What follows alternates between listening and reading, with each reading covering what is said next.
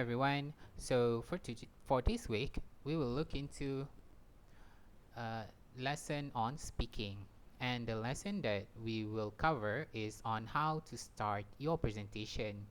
Giving a good impression before you further on in your presentation is very important because it will set the mood for your entire presentation.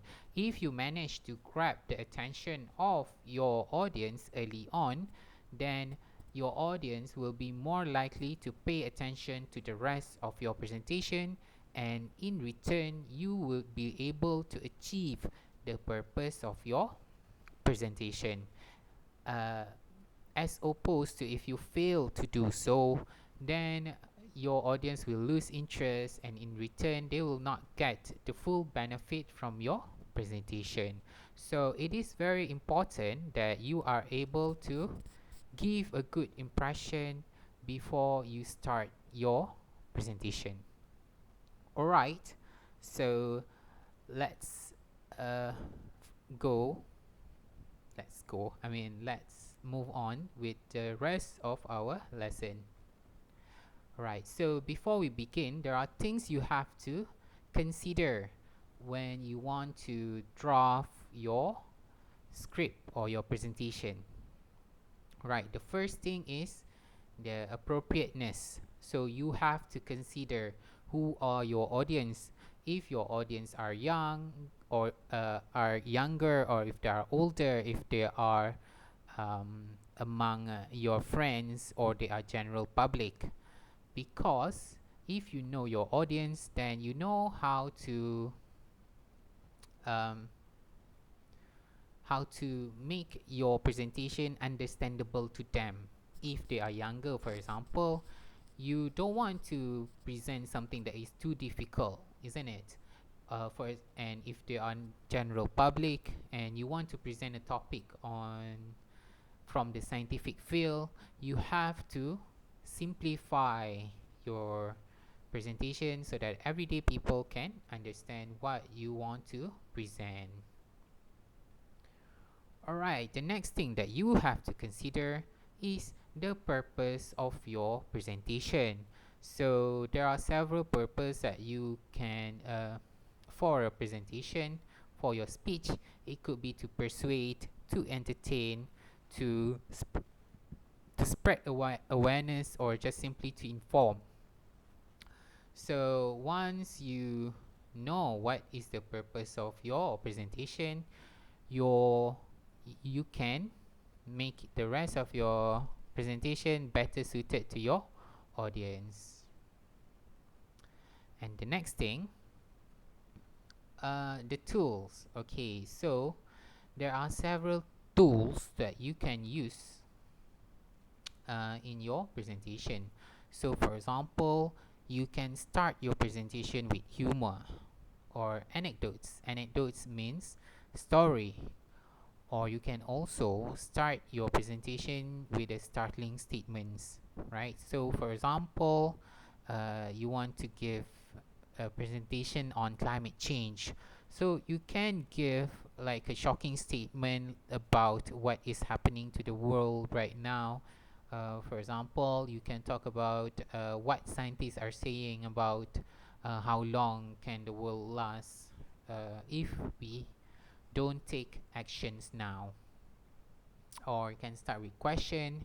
We can start with scenario. You can give like a situation, like imagine that you are in this world, blah blah blah, right? Or you can give a what if scenario, right? Or you can also start with a quote. So we will now look at several video and from TED Talk, and we will study what these speakers use, or how the speaker utilize these tools as the starting of your anecdotes. Right? Your speech, right? So the first one is by Monica Lewinsky, and she gave a talk about the price of shame. Let's see how she starts her presentation. You're looking at a woman who was publicly silent for a decade. Obviously, that's changed, but only recently. It was several months ago that I gave my very first major public talk at the Forbes 30 Under 30 Summit. 1,500 brilliant people, all under the age of 30. That meant that in 1998, the oldest among the group were only 14, and the youngest just 4. I joked with them that some might only have heard of me from rap songs. Yes, I'm in rap songs. Almost 40 rap songs. But the night of my speech, a surprising thing happened. At the age of 41, I was hit on by a 27-year-old guy. I know, right? He was charming, and I was flattered, and I declined. You know what his unsuccessful pickup line was? He could make me feel 22 again.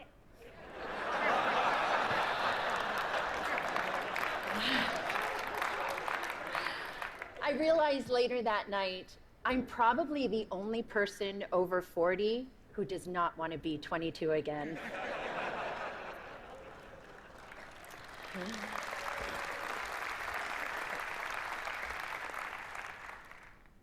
At the age of 22, I fell in love with my boss. And at the age of 24, I learned the devastating consequences.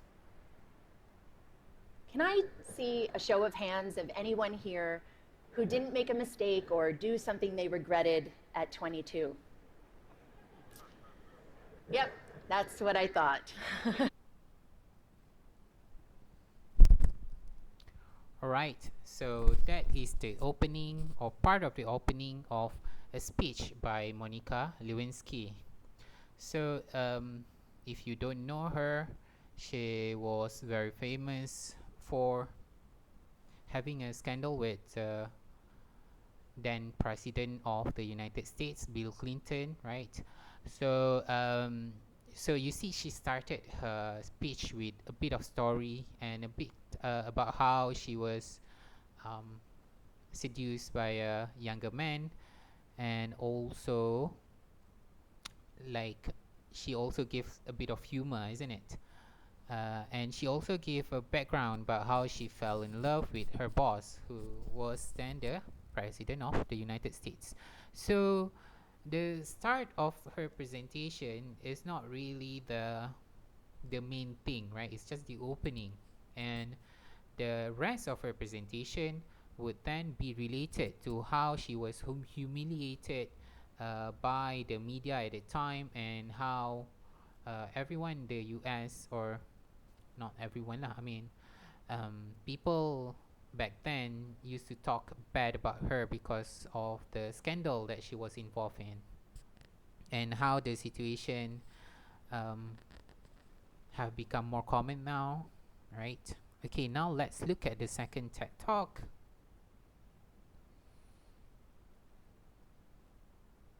Let's see here.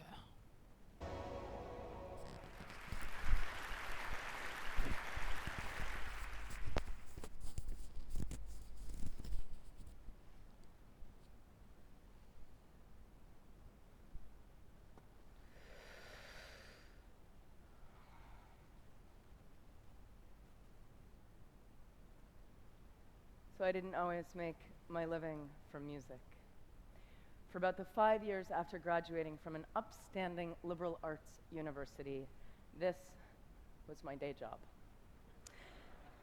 I was a self-employed living statue called the 8-Foot Bride, and I love telling people I did this for a job because everybody always wants to know who are these freaks in real life.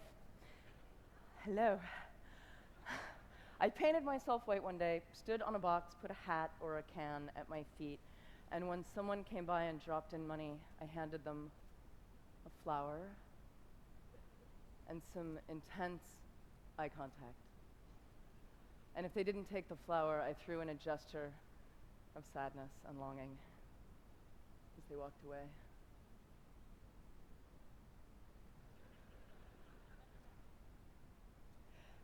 So I had the most profound encounters with people, especially lonely people who looked like they hadn't talked to anyone in weeks. And we would get this beautiful moment of prolonged eye contact being allowed in a city street, and we would sort of fall in love a little bit. And my eyes would say, "Thank you. I see you."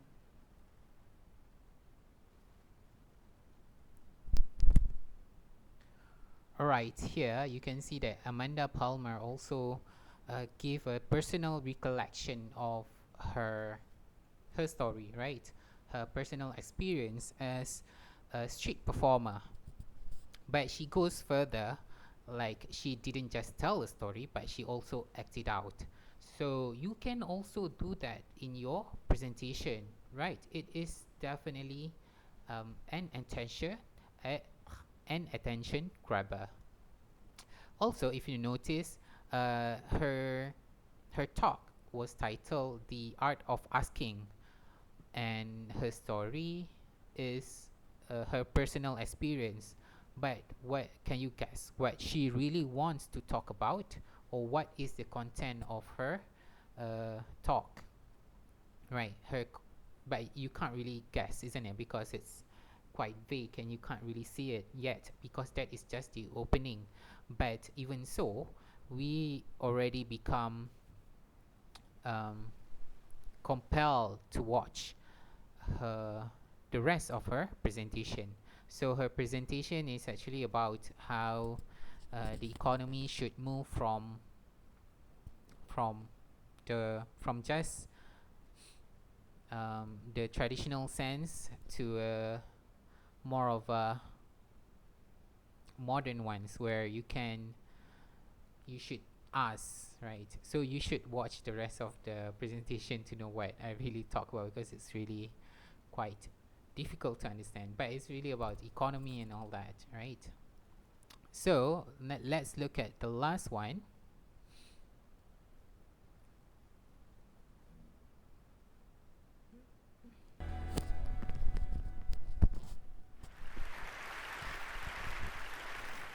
Hi everyone, I'd like to introduce you to Leica. To most of us, Leica is simply a very cute pig. However, to hundreds of thousands of patients in need of a life-saving organ, Leica is a symbol of hope. You see, ever since the 1970s,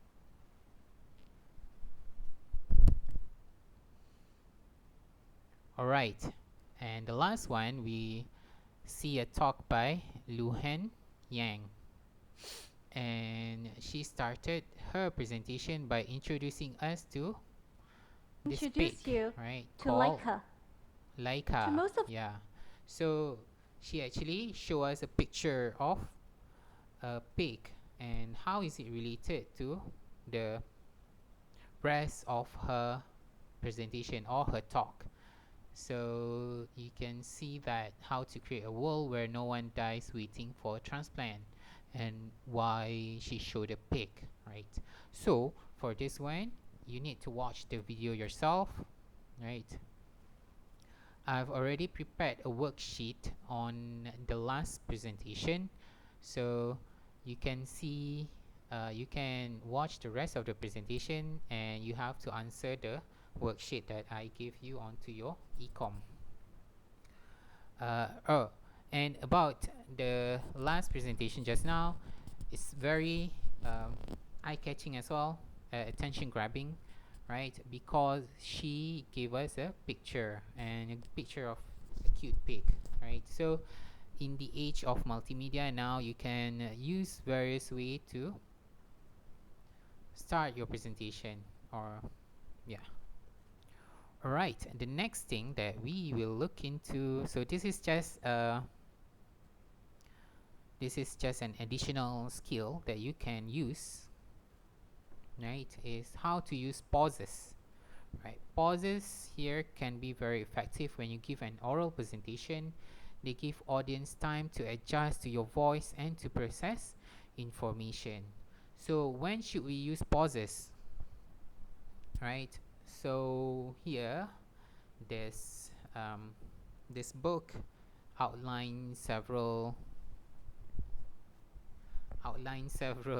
places when you can use pauses. You can use pause before introducing a main point, pause before moving from an example to a restatement of the main idea, or pause before moving on to your next main point. Also, it could help also if you plan when you want to use pause, or you can use pause when you want to present the dramatic purpose, right? So you are about to give the most important point in the presentation, so you can utilize pause, right, before or after you present your point. Okay, so that is it for me this week. So see you guys again next time. Bye.